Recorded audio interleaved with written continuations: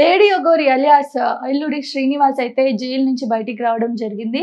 117 రోజుల పాటు జైలు శిక్షను అనుభవించిన తర్వాత ఇప్పుడు బయటికి వచ్చేసారు. సో అతనికి బెయిల్ వచ్చిందనమాట.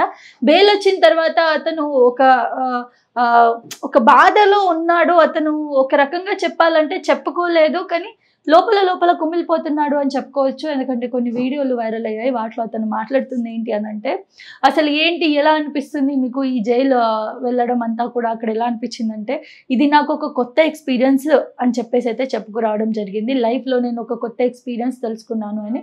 బాధపడుతున్నావు అంటే ఎలాంటి బాధ లేదు, నేను చాలా హ్యాపీగా ఉన్నాను. జైల్లో కూడా నా ధ్యానంలో నేను ఉన్నాను అండ్ నేను మాత్రం గుడిలా ఫీల్ అయ్యాను అని చెప్పేసి అయితే చెప్పుకురావడం జరిగింది. సో పాస్ట్ గురించి అడిగి మీరు జైలుకి వెళ్ళడానికి కారణాలు ఏంటి, ముఖ్యమైన కారణాలు ఏంటని అడిగిన అంశంలో తను ఏం చెప్పుకొచ్చాడు అని అంటే, ఇదంతా నా పాస్ట్, నేను అంతా మర్చిపోవాలనుకుంటున్నాను, కొత్త లైఫ్ స్టార్ట్ చేయబోతున్నాను అంటే చెప్పారు. అదేవిధంగా పాస్ట్ మర్చిపోతున్నాను, ఇప్పుడు నేను కాశీకి అయితే వెళ్ళబోతున్నాను. అంటే నెక్స్ట్ స్టెప్ ఏంటి అని అంటే, ఇప్పుడు నేను ఏం చేస్తానో తెలీదు, సో నాకే క్లారిటీ లేదు, నేను ఎవరికి ఏం చెప్పదలుచుకోలేదు అని అయితే చెప్పారు. మొత్తం అంతా ఈ వీడియో చూస్తున్న క్రమంలో కూడా అతని ఫేస్ లో అయితే బాధ అయితే కనిపించడం జరిగింది అనమాట. సో చాలా డల్ గా ఉన్నాడు, చాలా కామ్ గా ఉన్నారు. ఎప్పుడు అగ్రెసివ్ గా నోటికి వచ్చింది మాట్లాడేసి ఎవరిని పడితే వాళ్ళని వ్యతిరేకించేసి అలా ఉండే అఘోరి అలియాస్ శ్రీనివాస్ అని చెప్పుకుందాం మనం. శ్రీనివాస్ ఎవరైతే ఉన్నారో ఏలూరి శ్రీనివాస్, అతనైతే ఇప్పుడు టోటల్ గా చేంజ్ అయిపోయాడని ఒక రకంగా అయితే మనకు అనిపించింది. బట్ ఆయన నెక్స్ట్ స్టెప్ ఏంటన్నది అయితే మనకు తెలియదు.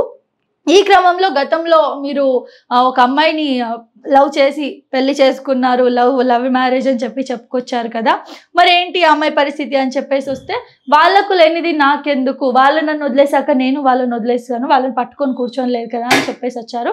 సో డైరెక్ట్గా తనైతే ఇండైరెక్ట్ గాను డైరెక్ట్ గాను తను ఏం చెప్పడం జరిగిందంటే, ఇక మించి శ్రీవర్షినితో తనకి ఎటువంటి సంబంధం లేదు, ఇక మించి శ్రీవర్షిని తను కలవదలుచుకోలేదు అని అయితే క్లియర్ గా తను చెప్పడం జరిగింది. సో ఈ పరంగా మనం చూసుకున్నట్లయితే ఇప్పుడు తను బయటికి రాగానే ఫస్ట్ శ్రీవర్షిని తనని కలుస్తుంది, తను శ్రీవర్షిని కలుస్తాడని చెప్పేసి అనుకున్నాం కదా. సో ఇప్పుడు అలాంటిది ఏది ఉండబోదు, నేను కాశీకి వెళ్ళిపోతున్నాను, ఆ తర్వాత నేను ఎక్కడ వెళ్తానో ఏం చేస్తానో నాకే క్లారిటీ లేదని అయితే తను చెప్పుకురావడం జరిగింది.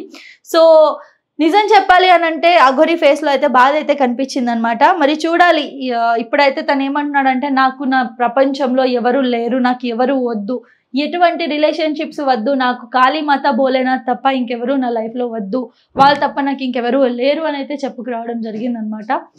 ఒక రకంగా చూస్తే చాలా మంది నిజంగా అఘోరి మారాలి, ఇప్పటికైనా తన తప్పులు తెలుసుకొని తను కామ్ అయిపోయి తన లైఫ్ తను జీవించాలని చెప్పేసి అనుకున్నారు.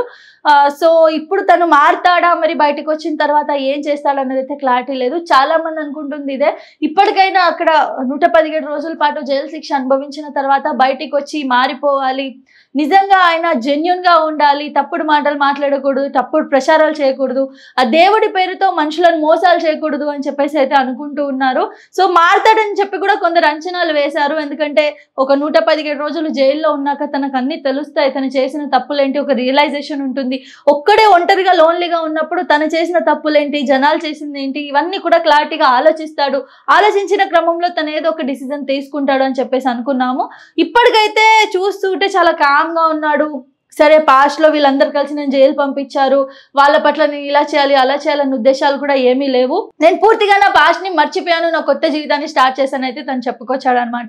మరి ఇలా చూసుకున్నట్లయితే అఘోరి మారాడు అని మనం అనుకుంటున్నాం. మరి ఏం జరుగుతుంది, ఏం చేస్తాడు అనేది మనం ఆలోచించాలి. ఇంతకీ మీరేమనుకుంటున్నారు, అఘోరి మారాడా లేదా, శ్రీవర్షిని కలవాలా కలవకూడదా, ఇదైతే మీరు కామెంట్ రూపంలో అయితే తెలియజేయండి.